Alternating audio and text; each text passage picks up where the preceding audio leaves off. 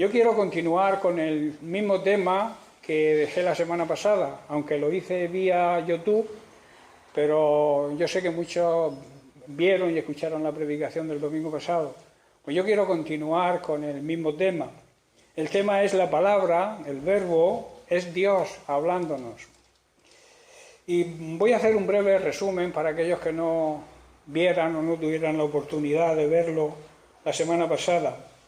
Decíamos que había que distinguir entre la palabra escrita, o sea, lo que es el logos, la Biblia, porque la Biblia es una colección de libros, de ahí la palabra biblioteca. La Biblia en sí, la letra, si no es revelada a nuestro espíritu, no produce efecto. Por eso una de las palabras es logos, que es la palabra escrita. Y luego está la palabra revelada, el rema. O sea, la revelación del logos a nuestro espíritu. Hacer carne lo que Dios quiere decirnos a través de la palabra escrita revelada a nuestro espíritu. ¿Entendéis, no? Decíamos también que la palabra es el vehículo con el que se expresan los sentimientos. La palabra de Dios comprende y abarca toda su voluntad. Si queremos conocer la voluntad de Dios, debemos conocer su palabra. Hay quien pregunta, ¿y cómo sé yo la voluntad de Dios para mi vida? Instrúyete en la palabra. Haz que la palabra escrita se revele a través del Espíritu Santo a tu espíritu. Y entonces sabrás lo que tienes que hacer. Porque la palabra de Dios, la voluntad de Dios está en su palabra. En Juan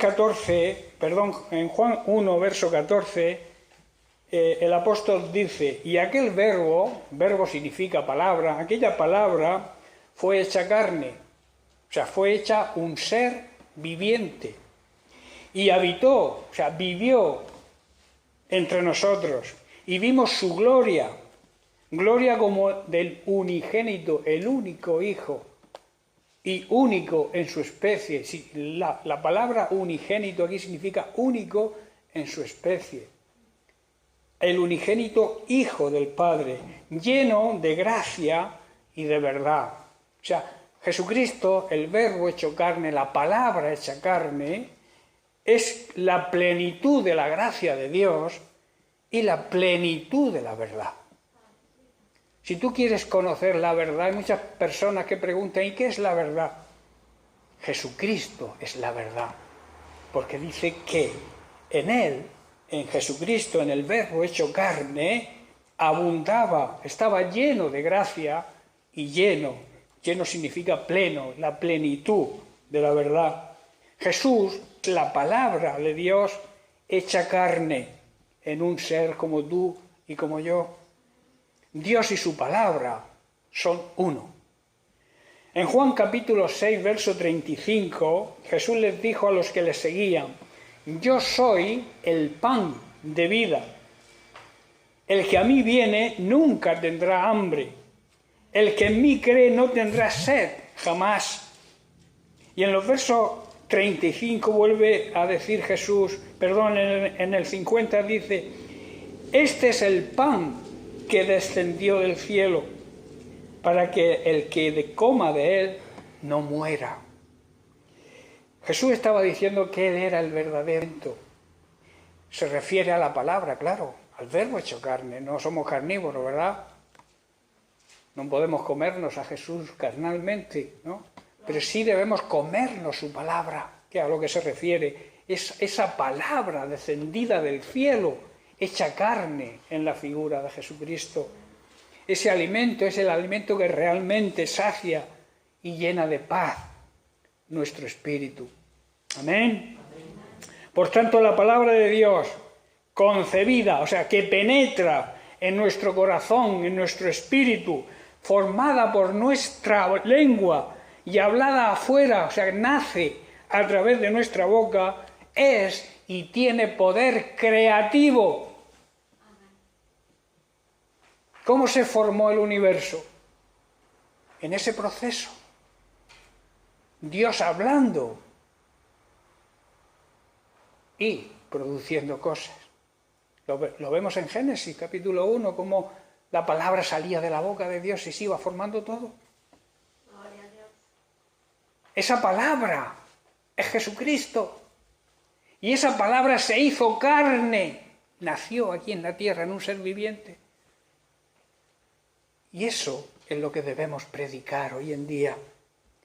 Entonces, para que la palabra escrita, el Logos, se convierta en palabra revelada, es necesario este proceso, que sea concebida, que penetre en nuestro corazón, en nuestro espíritu, que sea formada en nuestra boca y nacida a través de nuestra lengua. Y eso va a poder traer poder creativo, poder sanador, liberación, sanidad y sobre todo salvación. La palabra de Dios en la boca de un verdadero cristiano trae todo eso. Pero es cuando predicamos verdaderamente a Cristo. No lo que yo piense o lo que yo opine de Cristo, que hay muchos que dan su opinión, predican dando su opinión y eso no produce nada. Lo que produce es predicar a Jesucristo, predicar al Verbo, a la palabra de Dios hecha carne. Las señales, otra cosa, siempre siguen a la palabra de Dios, no a la palabra del ser humano. Cuando tú prediques la palabra de Dios, cuando tú prediques a Jesucristo, va a producir efecto. La palabra es la que tiene el poder y no nosotros. Nosotros tenemos un poder delegado a través de la palabra. Dios nos delega ese poder, pero el poder es de Él. Nosotros podemos usarlo, estamos autorizados a usar el poder de Dios, pero siempre y cuando lo hagamos correctamente. Cuando prediquemos la palabra, primeramente con el ejemplo. Yo tengo que ser la palabra hecha carne como Jesucristo, porque somos su cuerpo y tenemos que predicar y seguir las pisadas de Jesucristo. No hay otra fórmula. Si queremos que la palabra de Dios repercuta, la palabra de Dios, dice la Biblia, que crecía y prevalecía sobre todo, y mucha gente se convertía. ¿Por qué se convertía? ¿Por la elocuencia de los discípulos o por el poder que había en la palabra cuando se predicaba la palabra de verdad, que es Jesucristo? La palabra de Dios también nos examina. La palabra de Dios nos descubre. Quizá tú te puedas esconder de tu marido, de tu esposa, de tus hijos, de tu pastor, de tu congregación. Intentes aparentar lo que no eres, pero eso no lo puedes hacer con Dios. Porque la palabra, que es el Verbo, es Dios. La palabra y Dios es lo mismo. Te descubre y dice que penetra, discierne los pensamientos, sabe cómo piensas.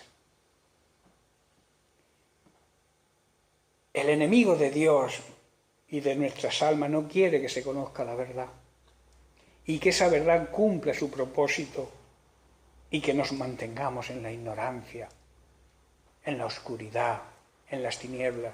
¿Sabéis? Porque lo he dicho muchas veces, que las tinieblas simbolizan la ignorancia y el pecado. El diablo quiere que sigamos ignorantes y en pecado, para que la palabra de Dios no tenga efecto en nosotros. Tú puedes conocer la Biblia desde Génesis a Apocalipsis, toda completa, y la recites de memoria, pero si no andas de acuerdo a ella, no te sirve de nada. Más vale que sepas 10 versículos y los pongas por obra, que conozcas toda la Biblia y no hagas nada de lo que dice la Biblia. ¿Me estáis entendiendo, verdad? Juan 14:6, Jesús le dijo a Tomás, cuando Tomás le preguntó: Maestro, muéstranos al Padre. ¿Y qué le dijo Jesús? Perdón, Felipe. Estoy hablando de Felipe, no de Tomás, me he equivocado. Felipe, ¿cuánto tiempo llevas a mi lado y me preguntas qué quieres conocer al Padre? ¿Cuántos Felipes hay hoy en día dentro de las iglesias? ¿Cuántos Felipes dicen que andan al lado de Jesús, pero no conocen a Jesús? Felipe le pasaba eso. Él iba junto a Jesús, iba con los discípulos, iba detrás de él. Donde iba Jesús, iba Felipe. Y le dice: muéstranos al Padre. Y Jesús, con gran resignación, con gran paciencia, le dijo, con gran amor también supongo: Felipe, tanto tiempo llevas a mi lado y todavía no dices que no has visto al Padre. El que me ha visto a mí, ha visto al Padre. Y luego le dijo, yo soy el camino. Yo soy la verdad. Y yo soy la vida. Y nadie va al Padre si no es a través de mí. Qué importante declaración. Yo creo que es uno de los pasajes más elocuentes que tiene la Biblia.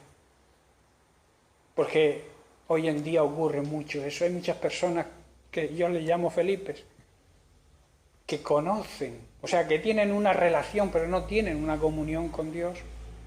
Y con Dios no hay que tener relación, hay que tener intimidad, hay que tener comunión. Llegar a tener una relación, sí, pero íntima, profunda. Juan 17, 17. Jesús en su oración sacerdotal también se refiere a la palabra como la verdad. Dice, santifícalos en tu verdad. Tu palabra, que soy yo, es verdad. Podemos decir, por tanto, que la palabra es lo que Dios es. La palabra es Dios mismo. Dios y su palabra son inseparables. Dios y la palabra, el verbo, son uno.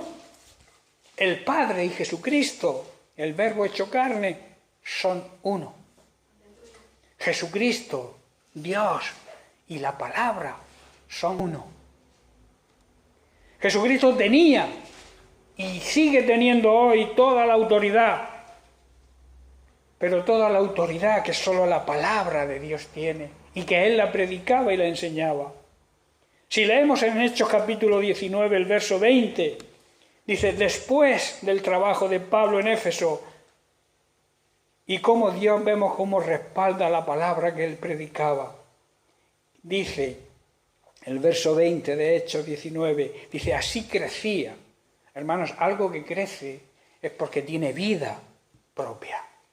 La palabra de Dios tiene vida propia, no es algo muerto, no es algo escrito en unas hojas. Ese es el logos.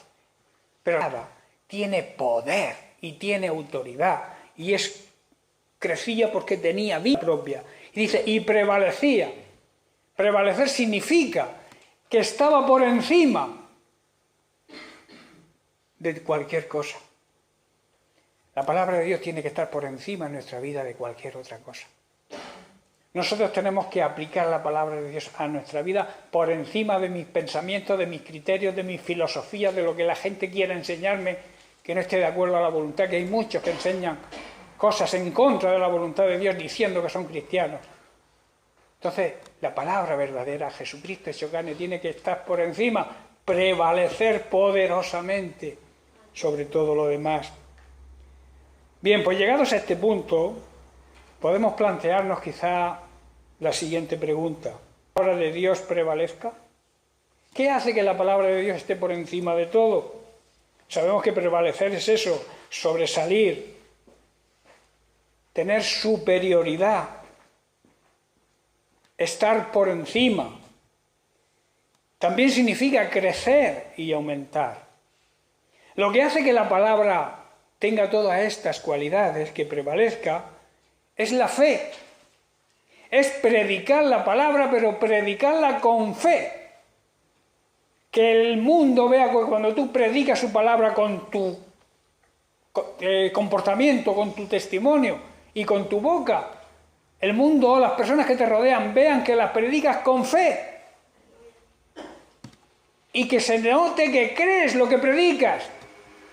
Eso es lo que hace que la palabra prevalezca y esté por encima de cualquier cosa. Romanos 10, 17 dice, vemos la fórmula aquí de Pablo para la fe, dice, así que la fe es por el oír, y el oír por la palabra de Dios, la palabra, el verbo hecho carne. Quiere decir que la fe viene por el oír la buena noticia acerca de Jesucristo. El mundo tiene que crecer su fe, y nosotros también, cuando escuchamos la verdadera palabra de Dios, no cualquier cosa, sino la verdadera palabra de Dios.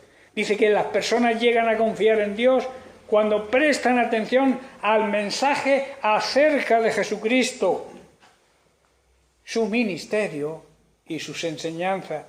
Por tanto, resumiendo, la fe viene cuando la palabra de Dios Jesucristo está por encima de pensamientos, de razonamientos, de filosofías humanas que tanto hoy en día nos rodean y nos quieren volver locos, lunáticos. Y la fe también está por encima de las circunstancias y las leyes naturales. Hay cosas que tu mente no concibe porque va en contra de cualquier ley natural, pero la palabra de Dios a través de la fe produce cosas sobrenaturales que nuestra mente, si no tenemos fe, no podemos entender. Vamos a repasar algunos pasajes bíblicos donde se puede ver el poder que hay en la palabra de Dios, el poder que hay en el Verbo hecho carne, el poder que hay en Jesucristo. Jesús demuestra su autoridad sobre los elementos naturales, calmando una tempestad. En Mateo capítulo 8, a partir del 23, leemos: y entrando Jesús en la barca, sus discípulos le siguieron. Y aquí se levantó en el mar una tempestad tan grande que las olas cubrían la barca, pero él dormía. Verso 25, y vinieron sus discípulos y le despertaron diciendo: Señor, sálvanos, que perecemos, demostrando su poca fe en Jesucristo, en la palabra hecha carne que tenían allí al lado. Y él les dijo, quizá con reproche, con amor, porque ellos siempre decían las cosas con amor: ¿qué teméis, hombres de poca fe? Entonces, levantándose, reprendió con su boca el poder de la palabra a los vientos y al mar, le habló. Ahí vemos el poder de la palabra, hablándole a los vientos y hablándole al mar. Dice, y se hizo una gran bonanza, una gran calma. Dice, y los hombres se maravillaron, o sea, vieron con admiración, diciendo, ¿qué hombre es este que aún los vientos y el mar le obedecen? En Mateo capítulo 14 vemos otro pasaje, a partir del verso 25, cómo Jesús anda sobre las aguas y calma después la tempestad.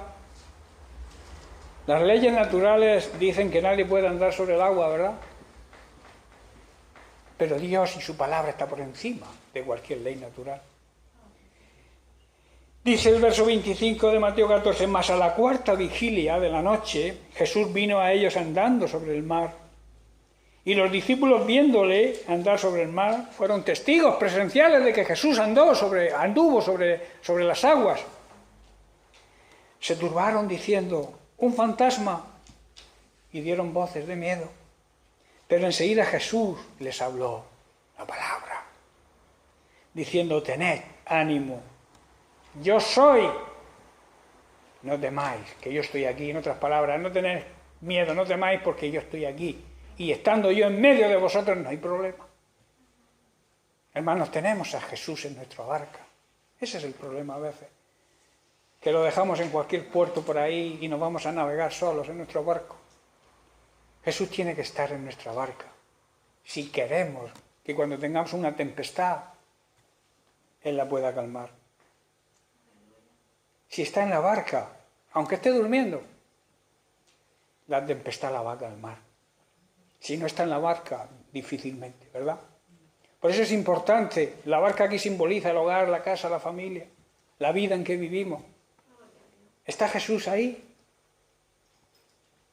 ¿O lo hemos dejado por ahí en cualquier puerto, como hacen los navegantes?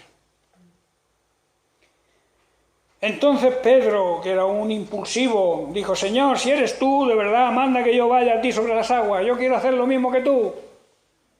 Yo quiero, tú vas andando por encima del agua, yo quiero hacerlo también. ¿Y qué le dijo Jesús? Ven, responde a la palabra. Él dijo, ven. Cuando Dios dice, ven, y tú vas, Él responde. Y descendió Pedro de la barca, andaba sobre las aguas para ir a Jesús, pero al ver el fuerte viento tuvo miedo y comenzando a hundirse dio voces diciendo, Señor, sálvame. Al momento Jesús, extendiendo la mano, lo agarró de él y le dijo, hombre de poca fe, ¿Por qué dudaste? ¿Qué es lo que le hizo hundirse a Pedro? La duda, el apartar los ojos de Jesús, en ver el problema y no ver a Jesús. ¿Cuántas veces vemos los problemas y no vemos a Jesús que está ahí para ayudarnos a vencer ese problema, a superar la prueba? El problema no es más grande que Jesús, Jesús está por encima del problema, pero quien decide qué prevalece sobre qué, eres tú con tu fe. Si tú quieres que el problema prevalezca, esté por encima de Jesús, Él no puede hacer nada. Pero si tú haces que la palabra, el verbo hecho carne, Jesucristo, esté por encima del problema, el problema desaparece. Por muy grande que sea. Para Dios no hay problema grande ni pequeño, hay problemas y los supera todos. Dice, y cuando ellos subieron en la barca, cuando Pedro y Jesús, después de darse un paseo por el agua, por encima del mar, entraron en la barca y dice que se calmó el viento. Hermanos, andar sobre las aguas desafía las leyes de la naturaleza, ¿verdad? Demuestra también el poder que había y sigue habiendo en la palabra, en el verbo de Dios, hecho carne en Jesucristo. En otro pasaje en Mateo 14, versos del 33 al 21, vemos cómo Jesús alimenta a 5.000 personas, sin contar mujeres y niños, con 5 panes y 2 peces.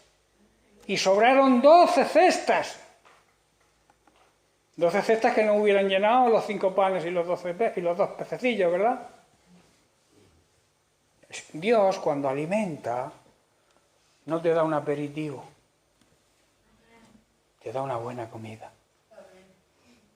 Unos buenos entrantes, una buena ensalada, un buen primer plato, segundo plato, un buen postre y café sin copa. Dios no es miserable, hermanos. Dios te da y te da en abundancia. Y aquí desafió, porque yo creo que con 5 panes y 2 peces, ¿quién puede pensar en su mente humana que se puede dar de comer a más de 15.000 personas, si sumamos las mujeres y los niños? Dice que la gente le siguió a pie desde las ciudades. Luego tuvo compasión de ellos y dice que sanó a unos cuantos que estaban enfermos. Cuando ya cayó la noche, sus discípulos se acercaron y le dijeron a Jesús, anda, despide ya a esta gente que ya estamos cansados, ¿verdad? Que se vayan porque tendrán que buscarse la vida y comer por ahí. Y Jesús les dice, dadles vosotros de comer. Ya tenemos a Felipe otra vez ahí. Pero Señor, ¿cómo vamos a alimentar? ¿Dónde vamos a comprar comida para 16.000 personas? Los ojos físicos de Felipe. Pero Jesús le dijo, recostadlos. Bendijo los panes, eso sí, el poder que hay en la palabra, cuando hablamos bien, cuando bendecimos. Cuando nos dirigimos al Padre, como Él hizo, el Padre responde. Dice el verso 19, entonces mandó a la gente que se recostase sobre la hierba, y tomando los 5 panes y los 2 peces, y levantando los ojos al cielo, bendijo, habló con su boca, bendijo. Habló bien, ¿verdad? Que bendecir es hablar bien.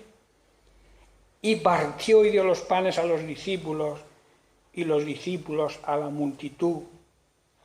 Dice que comieron todos y se saciaron. O sea, se alimentaron bien. Había un buen menú, ¿verdad? Y dice, y recogieron lo que sobró de los pedazos, 12 cestas llenas. Y los que comieron fueron como 5.000 hombres, sin contar las mujeres y los niños. Lo que he dicho, más o menos entre 15 y 16.000 personas. Hermanos, alimentar a 15.000 personas con 5 panes y 2 peces también desafía toda lógica y toda ley natural, ¿verdad? Pero Jesús demostró ahí el poder que hay en su palabra, el poder que hay en el Verbo hecho carne. La palabra en los labios de Jesús gobernó la ley natural y suplió la necesidad, el hambre, la necesidad física de las personas que le escucharon, y aún sobró. En Mateo 8, del 5 al 13, también vemos como la palabra en los labios de Jesús prevaleció, demostrando que Jesús tenía una gran fe en el Padre, demostrando cómo su palabra prevaleció sobre la enfermedad, sanando al siervo de un centurión romano. Dice que llegó un centurión diciéndole a Jesús: mi criado está postrado en casa, gravemente atormentado. Jesús le dijo: yo iré y le sanaré. Palabras contundentes, ¿verdad? Jesús era de pocas palabras, pero contundente. Pero mira lo que le contesta el centurión.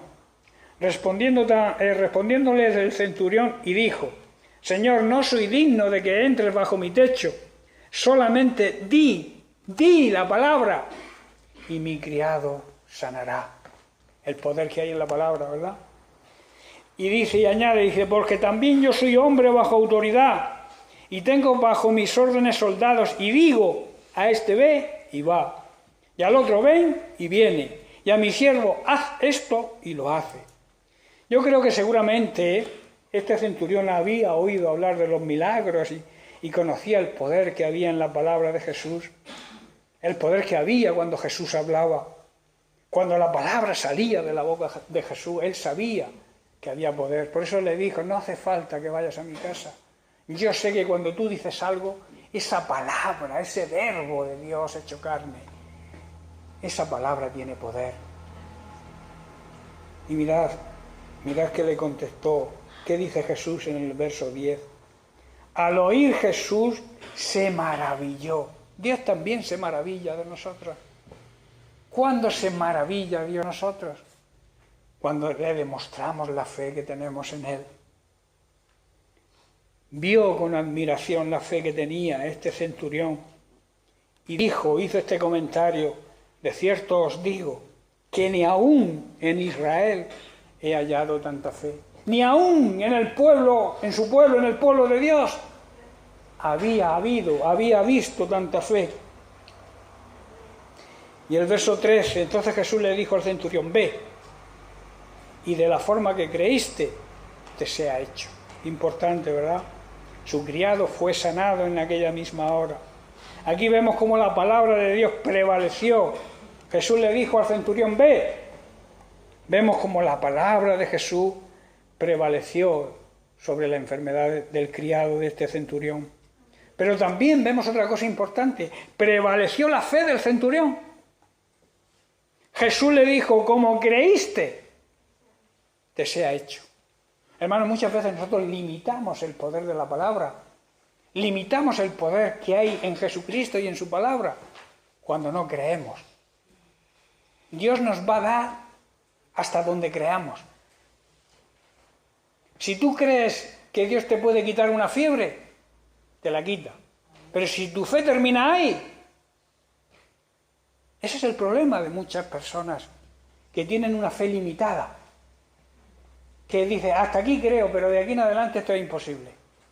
Mucha gente hace esas deducciones. Claro, y no ven el poder de la palabra de Dios. Porque Dios, vuelvo a repetir, que te va a conceder todo aquello que creas. Si no lo crees, no lo recibes. Dios actúa en consonancia con nuestra fe. Nos concede hasta donde creemos. Y no hace más de lo que podemos creer. Por eso limitamos su poder por nuestra falta de fe. Por eso Jesús siempre les decía: hombres de poca fe, ¿por qué dudáis? ¿Por qué no tenéis fe? Jesús les decía todo eso a sus discípulos. Y nos lo dice a nosotros también hoy en día. ¿Por qué dudamos? ¿Por qué no tenemos fe? Hombres, cuando Jesús y la Biblia se refiere a hombres, se refiere al ser humano, hombres y mujeres. ¿Por qué dudáis de mí? ¿Por qué, viendo lo que Dios está haciendo cada día en nuestra vida, estamos dudando? Y seguimos poniendo en entredicho lo que Jesús dice en su palabra, lo que Dios dice en su palabra. La palabra de Dios, ¿sabéis por qué se convertía tanta gente en la iglesia primitiva? Porque ponían la palabra de Dios por encima de todo. Y es la única fórmula. No habrá temor ni a las circunstancias si dejamos que la palabra de Dios esté por encima. Le dijo Jesús al padre de un muchacho endemoniado: si puedes creer, todo le es posible. Todo te es posible si puedes creer. El problema es que a veces no podemos creer. ¿Por qué no podemos creer? Porque para creer en alguien hay que amarlo. Y cuando amamos a Dios, obedecemos a Dios. El amor a Dios, el creer y la obediencia son inseparables. Cuando una de esas tres cosas falla en nuestra vida, no hay beneficio, no hay resultado. Creer, mejor dicho, amar, porque para creer en alguien primero hay que amarlo. Amas a Dios, crees en Él y le obedeces. Eso es una fórmula.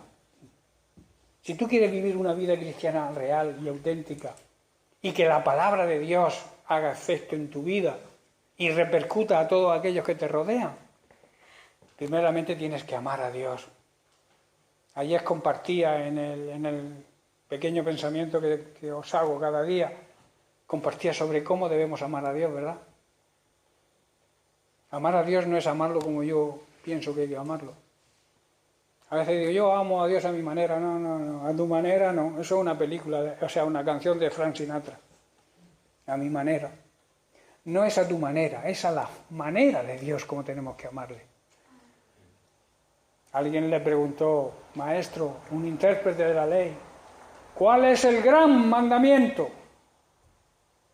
Jesús le dijo: tú eres un intérprete de la ley y no lo sabes. Tú que conoces toda la ley de Moisés y no sabes cuál es el gran mandamiento. Y le dice: amarás a Dios con todo tu ser, con todo tu alma, con todo tu espíritu. O sea, con todo lo que eres, tienes que amar a Dios. Esa es la fórmula, esa es la manera como tenemos que amar a Dios, y cuando amamos a Dios de esa manera, obedecemos a Dios de esa manera, el poder de Dios se manifiesta en nosotros. En y a través de nosotros le llega el poder a otras personas.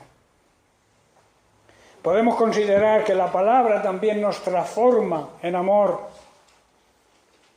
En otras palabras, nadie puede amar con amor divino, con el amor ágape, el amor incondicional, hasta que la palabra de Dios se haga carne en él. O sea formada, los nutrientes de la palabra de Dios pasen a formar parte de nuestro ser. Por eso es necesario comer espiritualmente hablando de su palabra cada día. Como vimos en Juan 35, yo soy el pan bajado del cielo, el pan verdadero. Debemos comerlo cada día, debemos comer su palabra cada día, alimentarnos, meditar, profundizar. Si no lo hace, empieza a hacerlo, porque es la única fórmula de que Dios se manifieste a tu vida y que la palabra de Dios hecha carne produzca efecto en ti y en los demás que te rodean. Jesús le dijo: yo soy el pan de vida, el que a mí viene, si no, a veces entendemos o pensamos que Dios tiene que hacerlo todo, tiene que venir a nosotros. No somos nosotros que tenemos que ir a Él, si queremos sus beneficios, si queremos honrarle, si queremos ser justos con Él, y a cambio recibir, ser acreedores de las bendiciones que Él tiene para nosotros. Dice: el que a mí viene, nunca tendrá hambre. Si tú tienes hambre, es porque no pasa a Cristo. Si tú tienes hambre, estoy hablando de hambre espiritual, buscas el alimento verdadero. Y el alimento verdadero es el pan que bajó del cielo. La palabra de Dios hecha carne, Jesucristo. Y el que en mí cree, no tendrá sed jamás. El que en mí cree, creer, vuelvo a repetir, va unido a amar a Dios y a la obediencia. Jesús también le dijo a uno de sus discípulos, o a sus discípulos, y también es válido, está vigente para nosotros hoy en día. Juan 13, versos 34 y 35. Dice, un mandamiento nuevo os doy, que os améis unos a otros como yo os he amado, que también os améis unos a otros. Esto lo dijo Jesús, pero esto ya estaba escrito en la ley. En Levítico está escrito que deberían amarse los unos a los otros. La novedad de lo que el mandamiento nuevo que Jesús le está dando, hay una novedad sobre lo que ponía Levítico. La novedad es que dice, tenéis que amaros como yo os he amado y os amo. No como vosotros penséis o creéis que debéis de amarme. Tenéis que amaros de la misma forma que yo os he amado a vosotros. Y el verso 35, que este es mi versículo personal y particular. En esto conocerán, sabrán todos que sois mis discípulos, mis seguidores. Discípulo es aquel que aprende del maestro, ¿no? Si tuvieran el amor los unos con los otros. Hermanos, el amor fue aquel poder invisible que gobernaba a la iglesia primitiva, el poder que les hacía ser diferentes al resto de la humanidad y que debería hacernos a nosotros también ser diferentes hoy. El apóstol Juan, en 1 de Juan capítulo 4, a partir del 7 leemos, amados, amémonos unos a otros, porque el amor es de Dios. Todo aquel que ama es nacido de Dios y conoce, tiene una intimidad, tiene un trato con Dios. El verso 8, el que no ama no ha conocido a Dios, porque Dios no es que tenga amor, Dios es amor, que es diferente. No es lo mismo que yo tenga algo, que yo sea algo, ¿verdad? Yo puedo tener un coche, un vehículo, un carro, como decís vosotros, pero yo no soy un carro, ¿verdad? Yo soy lo que soy. Y lo importante no es lo que tengas, es lo que eres. Y Dios es amor. Y tú, como hijo de Dios, y yo como hijo de Dios, tengo que llevar los genes de Dios y tengo que ser amor, lo mismo que Él es. Él lo demostró, ¿verdad? El Padre envió al Hijo a la muerte por nosotros, a sustituirnos a nosotros. Jesucristo dio su vida porque Él quiso, la puso porque Él quiso. Demostraron su amor, ¿verdad? Pues yo tengo que demostrarle el amor. El amor se demuestra practicándolo. No de boca, que de boca todo el mundo ama mucho. Es más, emplean una palabra que no es. Emplean la palabra querer. Yo te quiero. El querer es como yo te poseo. Yo te quiero para mí. Yo quiero que seas mi posesión. El amor es diferente. Yo te amo. Yo te amo, estoy dispuesto a dar la vida por ti. Es diferente, ¿verdad? Que yo te quiero, ¿para qué te quiero? Porque quiero que seas mío. Hay un dicho por ahí que se usa, que dicen, como era mía, la maté. ¿No? Eso no es querer. La palabra querer simboliza o significa posesión. Pero Dios nos ama. El amor es diferente. Por eso a tu esposo o a tu esposa no le digas, cariño, te quiero. Dile, cariño, te amo. Porque no es lo mismo querer que amar.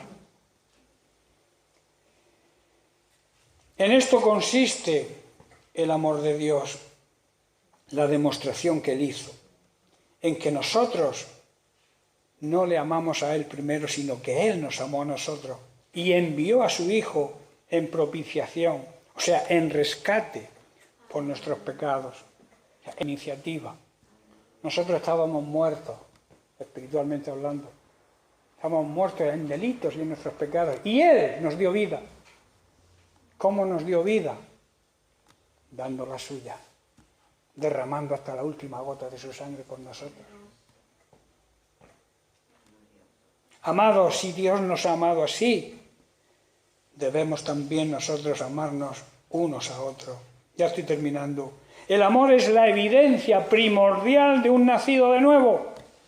Si tú dices que has nacido de nuevo pero no amas de la forma que hay que amar, estás mintiéndote a ti mismo. El amor debe ser la evidencia de un verdadero cristiano, de un verdadero creyente. El amor evidencia a todo hijo de Dios. Al ser hijo de Dios, el amor de Dios debe estar en nuestros genes, formar parte de nuestra naturaleza. El que no ama no ha conocido a Dios, lo ha dicho bien claro, no ha tenido realmente un encuentro con Dios, no ha tenido una relación de intimidad con Dios, porque Dios es amor. El que no ama permanece en muerte, espiritualmente hablando. Si tú no amas, estás muerto. Tu espíritu está muerto. El que no ama no ha recibido la vida eterna. Juan 17:3 Jesús habló y explicó lo que era la vida eterna. Dijo, y esta es la vida eterna, que te conozcan, que lleguen a tener una relación de intimidad contigo. El único Dios verdadero, no hay más Dios. Y a Jesucristo, al Verbo, a la palabra hecha carne, a quien has enviado. Eso es la vida eterna. Y la vida eterna la disfrutamos aquí cuando actuamos así. Cuando hacemos que el Verbo de Dios sea nuestro nutriente, la palabra de Dios sea quien nutre nuestro espíritu. Y entonces nos mantendremos firmes, fuertes. Cuando la palabra de Dios, hermanos, prevalece, está por encima de todo en nuestra vida, realmente es cuando conocemos a Dios, sabemos lo que piensa, sabemos lo que quiere y sabemos cómo nos ama realmente y cómo ama a todo el ser humano. Juan 3:16 y 17 se hace carne en nosotros. Dice, porque de tal manera amó Dios al mundo que ha dado. El Evangelio es dar. A veces lo mal interpretamos, creemos que el Evangelio es recibir. Sí, se recibe la salvación, pero porque alguien se dio primero. El Padre dio al Hijo y el Hijo se dio a sí mismo. Ha dado a su único Hijo para que todo aquel que en Él cree, le ama y le obedece, añado yo, no se pierda, mas tenga vida eterna. Más tenga esa relación, esa intimidad, esa comunión con Dios y con Jesucristo. Y el verso 17 que casi nunca leemos. Porque no envió Dios a su Hijo al mundo para condenar al mundo, sino para que el mundo sea salvo por Él. El mundo ya estaba condenado. El mundo, tú y yo estábamos condenados a una muerte eterna segura. Y Dios tomó la iniciativa y empezó a darse. Dio lo que más quería, dio a su Hijo. El Hijo se dio a sí mismo. Hay muchos que creen que el Evangelio es recibir por el interés, te quiero Andrés. Pero no es así. El Evangelio verdadero es dar, es darnos a los demás. La palabra, Jesucristo, por tanto, nos hace amar a nuestros semejantes de la misma manera que Él ama. Primera de Juan 2, 10 y 11. El que ama a su hermano permanece en la luz y no hay tropiezo en él. Pero el que aborrece a su hermano está en tinieblas. ¿Qué hemos dicho que eran las tinieblas? la oscuridad y el pecado. Anda en ignorancia y en pecado y no sabe a dónde va, porque el pecado y la ignorancia le han cegado los ojos. Si yo odio a mi hermano, estoy viviendo en tinieblas, estoy viviendo en ignorancia, estoy viviendo en pecado. La palabra de Dios no está morando en mí, ando en mi carne, en mis deseos carnales. Por eso Pablo en Corintios 3:3 dijo, porque aún sois carnales, andáis en vuestra carne, quiere decir, pues habiendo entre vosotros celos, contienda, discusiones, no sois carnales y andáis como hombres que no conocen a Dios, eres personas carnales y andáis según los criterios. En otra versión, en otra traducción dice, porque todavía estáis bajo el control de vuestra naturaleza pecaminosa. Si tenéis celos unos de otros, os peleáis entre sí, ¿acaso eso no demuestra que estáis controlados por vuestra naturaleza pecaminosa? ¿No viven igual que viven los infieles, aquellos que no creen en Dios? ¿Cuántas personas, hermanos, llamadas cristianas, viven como gente carnal? Guiados por los malos deseos de la vieja naturaleza pecaminosa. La explicación, y termino con esto, es que la palabra de Dios no prevalece, no está por encima de todo en sus vidas.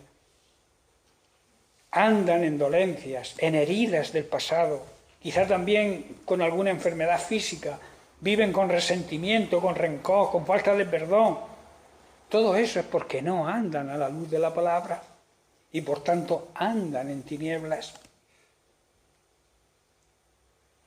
Otra vez Jesús les dijo en Juan 8:12, y con esto termino, yo, la palabra, soy la luz del mundo. El que me sigue a mi palabra no andará en tinieblas, no andará en pecado ni en ignorancia, sino que tendrá la luz de la vida. Mientras que el fracaso, el dolor, el pecado prevalezcan, gobiernen tu vida, estás andando en tinieblas y no hay luz.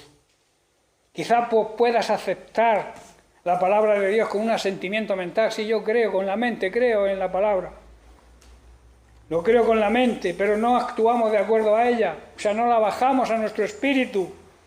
Es como si una semilla no se planta. ¿Qué hace una semilla en tu bolsillo? ¿Qué hace una semilla en un stand? ¿Qué hace la Biblia debajo del brazo? ¿O qué hace la Biblia en una estantería, por muy bonita que sea la Biblia? ¿Qué hace? ¿Produce fruto? Hay que plantarla, ¿verdad? La palabra de Dios hay que sembrarla. Y hay que sembrarla con nuestro comportamiento, con nuestro testimonio. Y también hay que obedecerla. Estudiarla, eso sí, meditar en ella cada día, profundizar en ella, porque para obedecer a Dios tenemos que saber cuál es su voluntad es su palabra, como hemos dicho. Pero tenemos que estudiar, meditar en ella, para poder llegar a ponerla por obra. ¿Amén? Amén. Bien, pues lo dejamos aquí, terminamos y seguiremos la semana que viene. Que Dios les bendiga mucho.